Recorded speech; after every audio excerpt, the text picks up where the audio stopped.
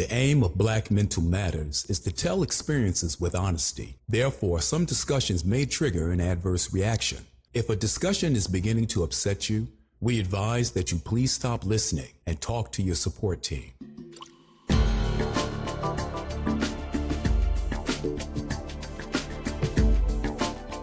All right, ladies and gentlemen, boys and girls, like always, we're back and we're Black.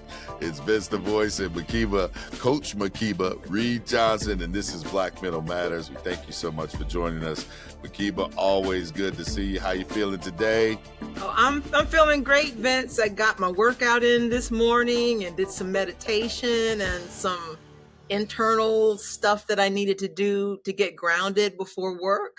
So I'm doing pretty good. How about you? I'm doing good. I love that, really try to, as much as possible, practice what we preach. It's not always easy, but, as long as you give it a try and you have, I always tell my sons and tell myself, small victories at a time. We don't change the world. It wasn't built in a day, and you're not going to change it in a day, but day by day. And I can tell you've been working out, girl. I seen your guns. I saw you posing. I saw you doing your thing. Thank you. Yeah, I'm actually on this new diet. It's a keto diet that's actually helped my mental health because it addresses carbs and sugar. Yeah, which is bad for like depression and stuff. Yeah, so that's a whole nother topic for another day. But yeah, so thanks for asking. I'm feeling good, and I'm glad that you're feeling good too. Yes, I am. And this topic we're going to discuss today, the topic of civility. I thought this was on me this time, that I felt that it was so needed at such a time as this, because, if you wanted to completely destroy any psychological safety in a group, what would you do? If you wanted to create a culture of fear where nobody felt safe to speak up, suggest ideas, highlight concerns, or admit a mistake, how would you do that? Well, one very effective way is to simply be rude. That's it. Cut people off mid-sentence, walk away while they're speaking, shout or snap at them, tell them their ideas and suggestions are stupid or that it isn't their place to speak up. That's called rudeness and incivility. What we want in our lives, what we want to strive for, is a civil society, one where we're showing love, compassion, empathy, concern for one another. That's what we're here for today. Yes. And civility is actually more than just being polite, because that's what people think about when they talk about people being civil with each other. It's actually a mental health strategy. And especially in times of, say, political and social turbulence, and like in today's polarized climate where conflict is constant and tensions are high, civility can offer a path toward emotional regulation, social healing, and psychological safety, where we teach ourselves to not be reactive and to do more work internal. That's right. And I think I shared with you, this jacket that I have on. This jacket is a Madi Divine exclusive.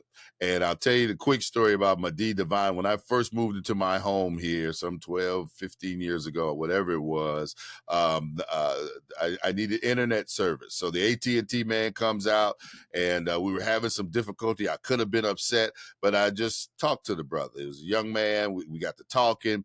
Turned out this brother, fast forward, I took him out to the studio and all this kind of stuff. Fast forward about 3 years later, I get a phone call, and he says, Vince, this is Madi Divine, and you may not remember me. I was the AT&T technician, came out and wired up your house and everything, but you inspired me so much, man. You didn't know I'm an author. I'm a designer of clothes. I do all these things. First of all, man, I want to send you a gift. I got a box up here with wine in it I've never opened that he sent me with my name on it. He wrote a book. I became the audiobook narrator for his books, and the jacket and a pair of shoes that match this jacket, and all because of being civil. I could have been angry. Man, I need my internet and blah, blah, blah, blah, blah, blah, blah, blah, blah. But as a result of talking to, and you never know, again, what people are going through or who you're talking to just the fact of being civil and nice to someone can do so much. I know there's story after story if you look back in your own lives, everyone. Yeah, yeah. And I'm glad you mentioned that because psychiatrists and psychologists actually talk about the lack of civility and how if you know anybody who is in constant discourse with service or in particular restaurant servers, and I know that people have seen instances where people have attacked restaurant servers. There is something that's going on inside of a person where they can attack another human being just because their outcome of something that they wanted didn't meet their standard, and they just completely lose themselves and just berate that person. They become a completely different human being. So that's the kind of thing that we're talking about. And what you did, Vince, just being able to not be upset, to be in a space where something's going wrong, but you have the emotional intelligence to respond to it, and you create that civil environment. You actually changed that or created that vibrational frequency that other person stepped into, and you created that positive karma of now something is coming back to you instead of putting something negative out there. So you're absolutely spot on with that. Well, of course, sometimes, we we need to be abrupt or forceful, and sometimes even shout. If there's a fire in the building, the most important thing we want to do is tell people what's happening, what to do, when to do it, hey, get over there, or like General Honore, put them dang guns down. He came off that helicopter spitting down there, Katrina. But, we're not particularly concerned about whether people feel aggrieved about it, since feeling aggrieved is still better than feeling dead. You know what I'm saying? But being perfectly civil all the time can be very difficult and maybe impossible. But at least if we give it an effort, we can, and if we do, we can apologize and improve as a result. We won't get it right every time, but we can be open to learning and improving. And I guarantee you, as you said, it'll be a ripple effect. Maybe that person then, when they leave you, they're much more civil with the next person that they meet because someone showed them some grace when they made a mistake.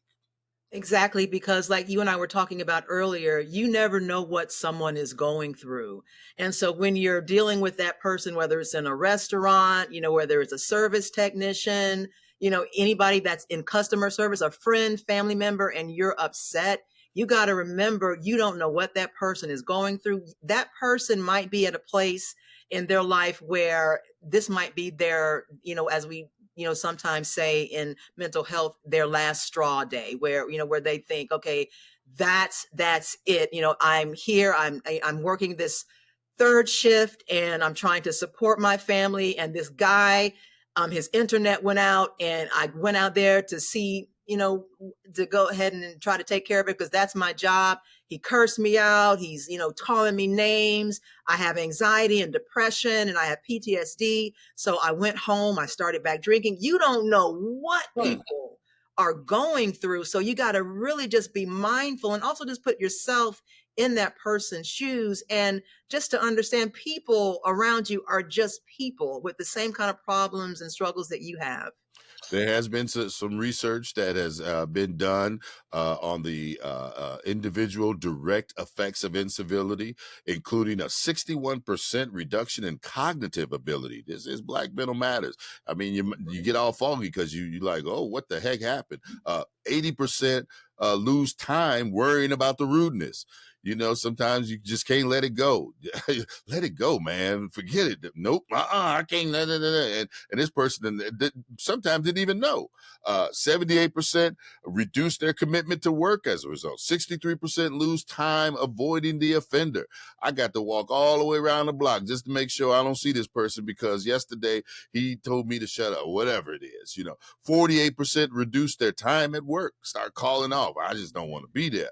38% reduce their quality of their work as a result of their boss, someone being incivility, using incivility with them. 25% took it out on others, including the customers. I mean, as a supervisor and you have some frontline employees, you come down hard on them, they take it and carry it forward. 12% in the workplace actually leave. They say, you know what, I just can't deal with this situation no more. So that is a very powerful thing when we're talking about being civil as opposed to incivility. Yeah, yeah, and being civil is actually a tool that you can use in spaces where there is a lot of rage and conflict. I like that you mentioned, just people going back and arguing. When you think about like something like social media and you see something that maybe you don't like or is not in alignment with your values on social media and you get upset and you comment, because I remember I did this once because I saw something and I was like, I'm about to set this person straight. and I was getting ready to leave a comment, and then I realized that like the response, the comment that I was responding to was like 3 days old, and people were still commenting, and I'm like, man, I'm about to argue with a complete stranger about an argument that this person brought up 3 or 4 days ago. The person is in another time zone right now, probably asleep. I can be doing something better with my time. But it's so easy just to get caught up in those moments of just, oh, this person said this is not right. I'm going to show them, especially when you're in spaces where you are in touch with social justice and these types of endeavors where you kind of have to kind of check yourself, because you are right in your endeavor in trying to stand up for people and trying to do what you're trying to do, but there's just a way to do it where you don't tax yourself. And when we talk about certain places, certain careers where it may have even more, more monumental, definitely in healthcare, a high stakes place where, staying silent about a concern or mistake can result in a life-saving consequence or death. There is a program going on talking about civility saves lives in the healthcare arena, because another job. I told you I'm Jamaican. As a kid, 16, I actually had 2 jobs in the hospital. This is look me up. But I knew, even as a young person, I guess I got that. It was passed down from my mom, to just be nice to people and things like that. So, you were afforded opportunities because you were nice, but also just in dealing with patients back then. If Mr. Johnson, Miss Jackson, Miss whoever, I was able to, give them a little extra massage or something. They asked for you. I thought I wanted to be in the healthcare field. I found out I didn't, but I was able to see how being nice and civil and just doing the best you can for another person can really affect them positively, as opposed to what we're seeing here today. Because I mean, you got bombs going off everywhere, all kind of stuff going on just from incivility. Right, because we have forgotten how to respectfully disagree. And Yes. that's what civility promotes. It promotes relationships, and it promotes room for understanding and growth when two people or a group of people that don't agree can sit down and have conversations. But like, we're talking about this morning, everything is an argument now. I mean, and not just a disagreement, like from 0 to 10. Everything is at the utmost important, importance is just in terms of, just the online discourse, political discourse, social discourse, and people just aren't thinking about the fact that you are speaking to another human being with the same emotional concerns, makeup. You don't know what kind of trauma that person has. You don't know if that person is unhoused. You don't know if that person has food insecurity. You don't know if that person is in the middle of a psychotic episode, and Mm. that's why their interaction with you is not what your expectation. So it's just a lot that goes into this. So I'm just glad that we're talking. Yeah, you brought it up to me that a lot of times when people are going through something, you can't tell. You can't tell. The veil is up. They've learned how to mask what is really going on inside, and so you can, as that movie Straw, you mentioned that earlier, the last straw. You never know. The words that you say can push someone over the edge, literally. Another area that this civility comes up in, because I worked with them, was the State Bar of Georgia, as they talk about the professionalism, the Chief Justice's Commission on Professionalism, and civility always comes up when you're talking about, as you said earlier, justice. It's better if for those lawyers to get the right outcome, for them to be civil, as opposed to some of those caricatures that we see on movies and television and things like that. I just can't stress enough, and I couldn't imagine walking through life just constantly being rude to people. That would hurt me. I know more than it would hurt them. But for some, it is just that's just how it is. That's how they are. Look out. Those kind of people you do have to stay away from if you want to keep your mental sanity going. Yeah, yeah, and sometimes you also have to understand, especially if you're in a family situation with that type of personality, that tends to be like levels of narcissism, and Mm, and unfortunately, the narcissistic personality, the person that has that diagnosis, they really don't believe that they're wrong, mm, and it takes a lot of work to get someone that is narcissistic to realize, why they're doing what they're doing, because sometimes narcissism is a response to trauma, mm, because it is a wall and a barrier that people put up that is really effective, because in their minds they don't feel like they are um, at fault, and that's been because they've had some type of issue, that whatever they've been through, they've had to now say, well, I have to lift myself up. I've got to mm, now lift myself way up, because whatever has been happening, or whatever situation has, brought my level of self-esteem or level of self-worth down so low, I'm going to now overcompensate and just build myself up so high that nothing anybody says will hurt me. mhm, So that's what you got to kind of understand too, and to also know it's sometimes time to not engage at all. mhm. Yeah. Yeah, knowing when to hold them and when to fold them. But I can guarantee, and I love to use examples. It helps me. I look back, on life, and kind of putting civility and being nice to people kind of in the same basket for a moment. But a young man that I didn't realize I had been doing some work through my cousin for years, a couple years. He was producing plays and doing things like that, and I was doing the commercials. And then I finally talked to him directly, and he goes, "Vince, you don't remember me?" He says, "When you was at Gary Cable." So this was, I'm 20 years old back then. He said, "You picked me up in your van and you bought me some chicken." And I was like, "What?" Mark. And it was like, "Oh yeah." And it turns out this young man, he was the head of the theater guild. Now he is a state senator in life. Again, I like to use those examples because people say, well, why should I do something like that? Why should I be civil to people? Why should I be nice? Why should I help someone?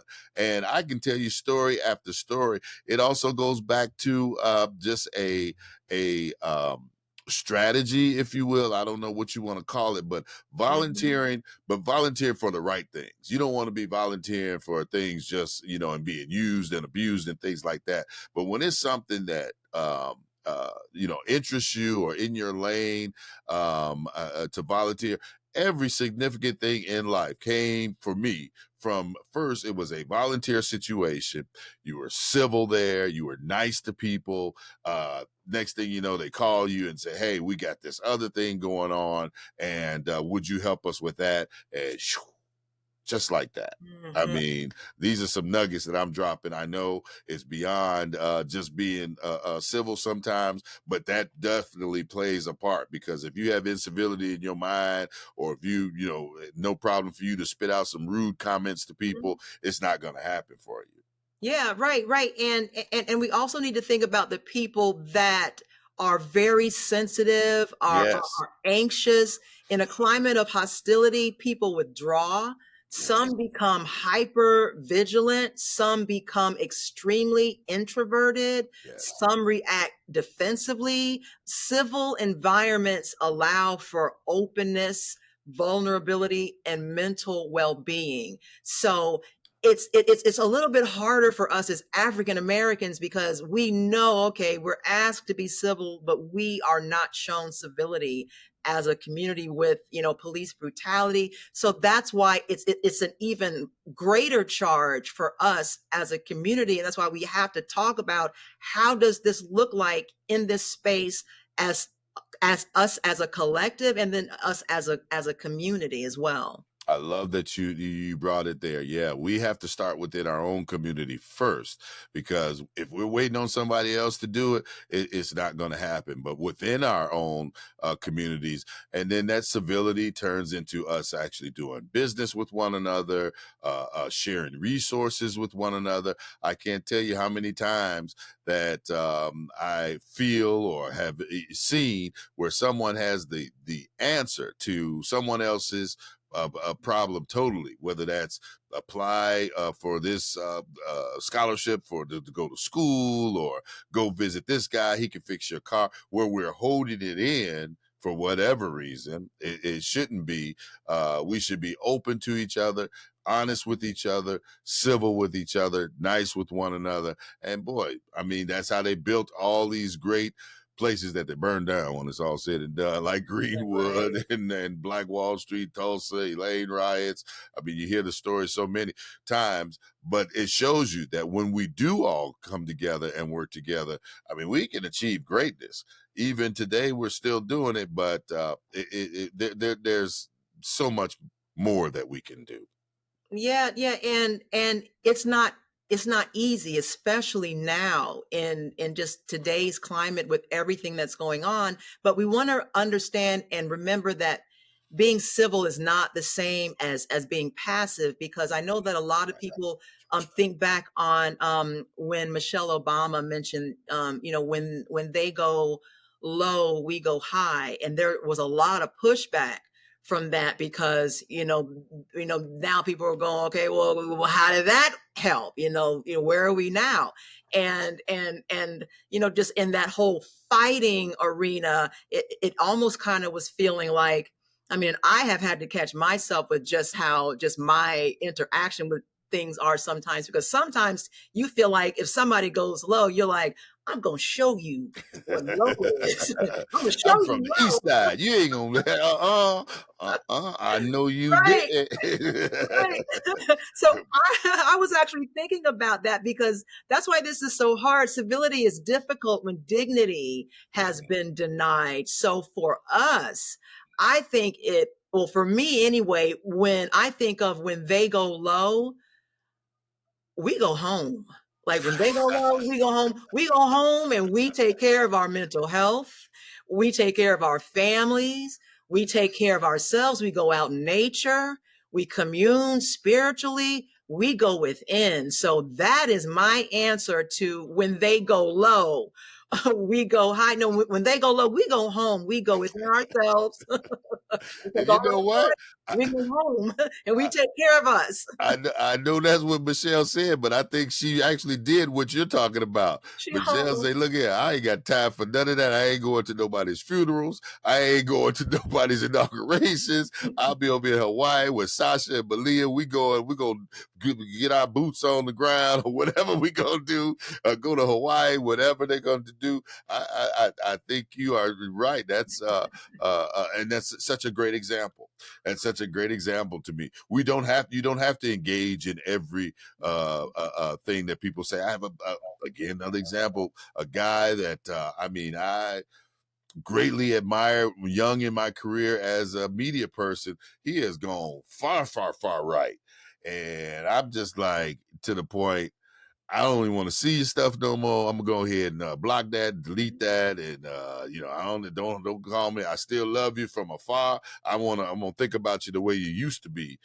Now you just a bitter old man, just so you don't have to engage all the time when they're out here. There are those that are just want to fight and argue. That is not in my DNA.